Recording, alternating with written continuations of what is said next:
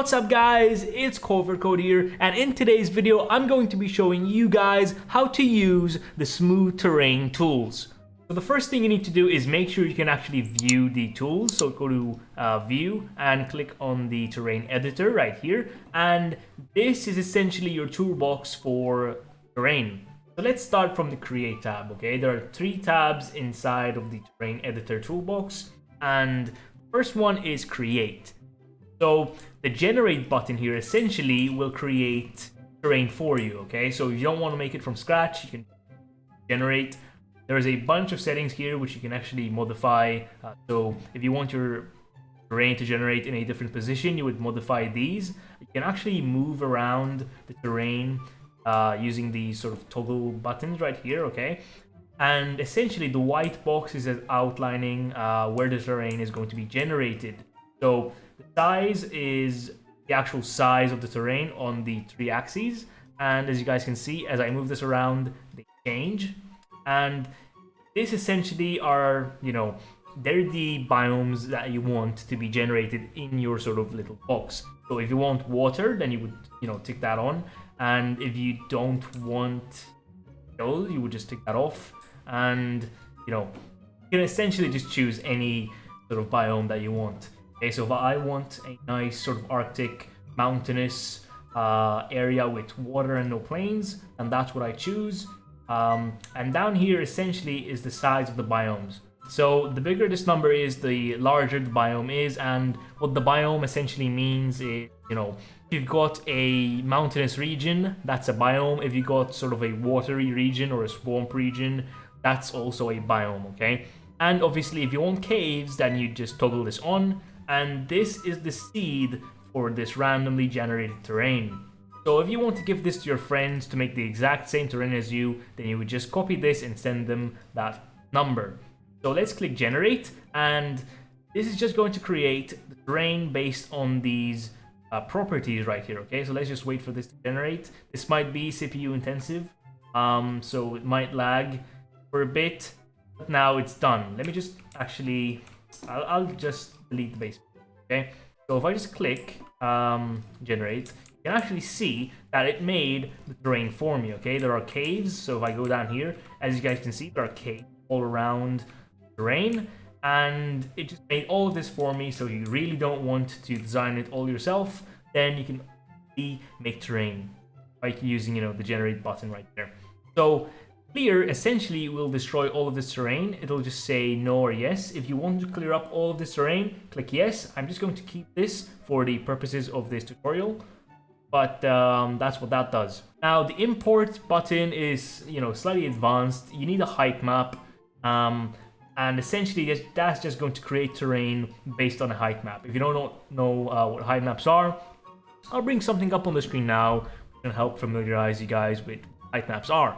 Now this region tab here is, pretty useful. It wasn't always there. So click on the select button right there, and this will just allow you to select a, part of your terrain in 3D space, just like this. So if I want to just select this area here, okay, then I just select that with the select tool. Now, if I want to move this area, click on the move tool, okay, and just move that around. As you guys can see, I'm just moving around that specific area of the terrain. So if I want to resize this, and what resize means is essentially change the size of something. So if I'm just resizing this, okay, as you guys can see, I'm just, elongating this. What if I want to make this wider like this? That's what that does. You're just changing the size based on what sort of toggle handle you're pulling, essentially.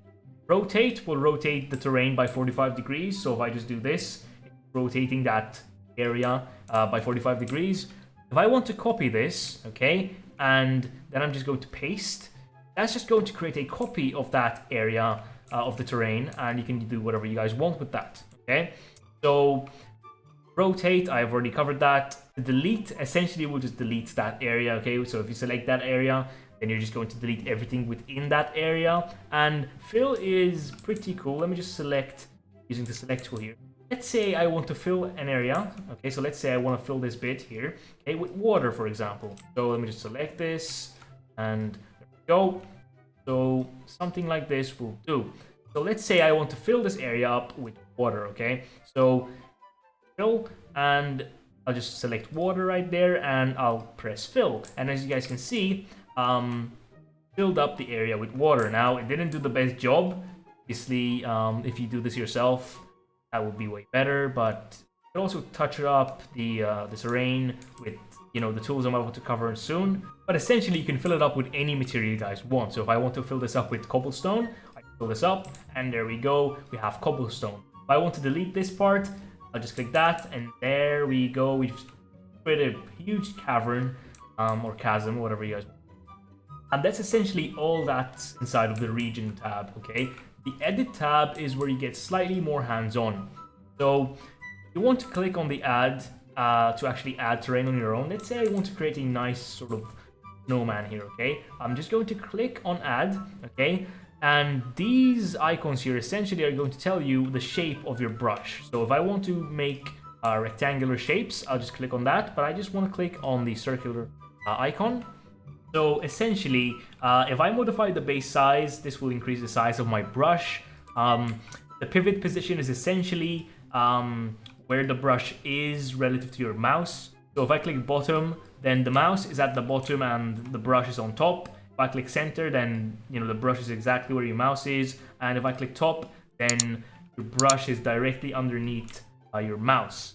I'm just going to go with center, and I'm just going to, click, okay, and it's just going to create this sort of patch of dirt, grass, and I'm just going to base size, okay, just like this, and I'm going to click again, and essentially I'm just creating terrain, okay? It's not the most beautiful terrain, but it's terrain nonetheless.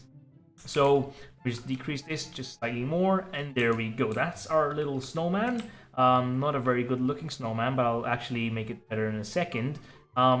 So if you want to click on this plane lock, it will essentially eliminate that grid, which essentially helps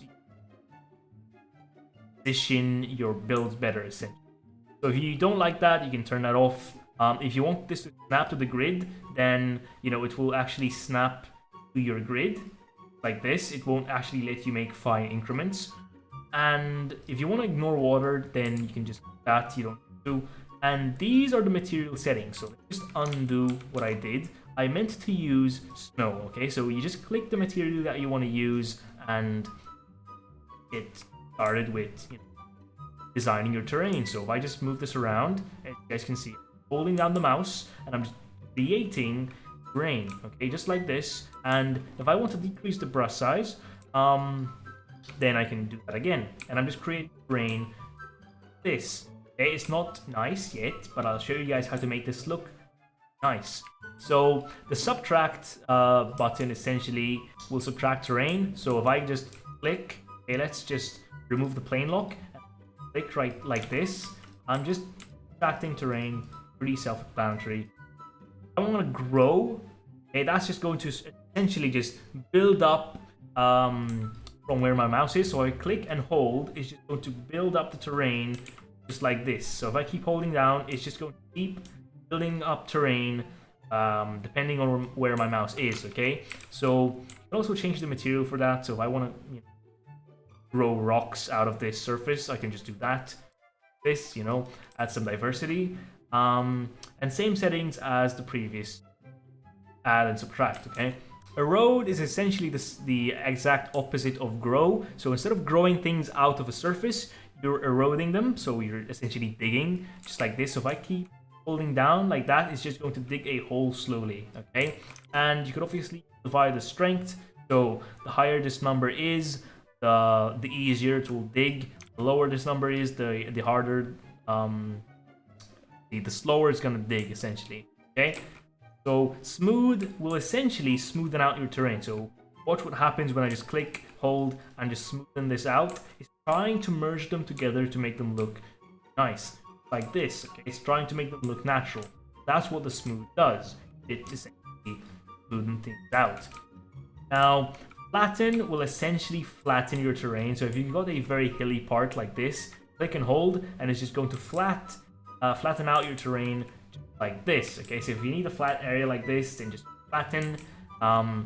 You've got different flatten modes, just experiment around with those, but they all achieve pretty much the same purpose, and the paint tool will essentially allow you to paint the terrain using any material you guys want. So if I want to paint this in cracked lava, then I'll just click, hold, and I'll paint this to make it look really nice and burnt, essentially, just like this. Okay. Now the sea level button is, it does what it says. It will make a sea at a certain level. Okay, so select the area which you want a sea to be present in, move the excess area. Okay, so just that, and let's say I want the sea level to be essentially at this level now. Okay, now I'm going to go down and I'm going to click create, and it's just going to create a new sea level at this level. Now if I want to evaporate this sea, you just click that. It's essentially just going to clear out this which you've just created. Okay, but I'm just going to create, that looks, yes, not the best, nice, and replace. So essentially replace an entire region, okay, with a material you guys want. So if I want to replace this entire region right here with concrete, okay, so I'm trying to replace concrete with salt. I'll click replace, and there's obviously no concrete within this area. Okay, so I want to replace the snow, so click snow, and I'll replace this with sand, replace, and it essentially selected all of the snow within this area and it replaced it with sand. Okay, now here's a really cool trick which most tutorials don't show you guys. That's how to actually make the grass look better. Okay, now Roblox recently introduced a feature, not recently, it was a few months ago, but pretty recent. They added a feature which automatically adds grass on the grass material. So go to workspace, scroll down, and just click, actually not workspace, okay, so just go to view, explorer, okay, click workspace, open it up just like this, and click on the terrain and select this decoration box. And as you guys can see, you've actually got grass on your terrain now, and that looks way better, doesn't it? It looks actually, looks decent. And if you click on this, actually, you might not be seeing properties. Just make sure to go to view, properties, to modify the properties of something. So if you just click on material colors, just that, these are all the colors relating to the material. So if I want to go to the grass, okay, just like this, click on this box, and essentially if I modify this color, I'm going to be modifying the color of the grass. Okay, so if I just go here and click that, let's make the grass red. Okay, so I'm just going to be modifying the grass color to whatever I want. Let's say yellow-ish, this, or red, blue. Change the colors around just like that. Same thing for snow, for example. So if I want to make snow black, just like this, and now you've got black snow. Okay, and you can just mess around with the material properties. And you can also change the watercolor to something like red, for example. Just go here, okay, and now your water is red. A very odd choice of colors, but showing you guys how they work. You can also change the amount of reflectance the water has. So if I want this to be very opaque, in a sense where it doesn't reflect a lot of things, lower this, and now it's not reflecting anything. Now, what if I want to make this more transparent? I would just increase this, and as you guys can see, it's now very transparent. Okay, you can actually see the bottom right here. Okay, that. If I want to increase the size of the waves, so let's say I want really large waves.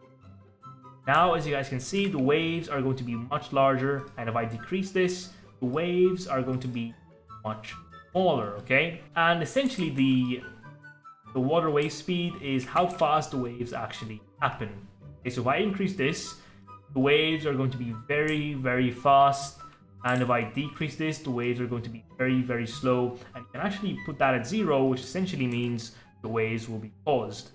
Okay, so now that I've actually showed you guys how to use all the terrain tools, I'm just going to, play time lapse for you guys of me creating a small little scene using terrain and essentially, showing you how to use all of these different things together to create a nice sort of cinematic scene. we'll get right to that now.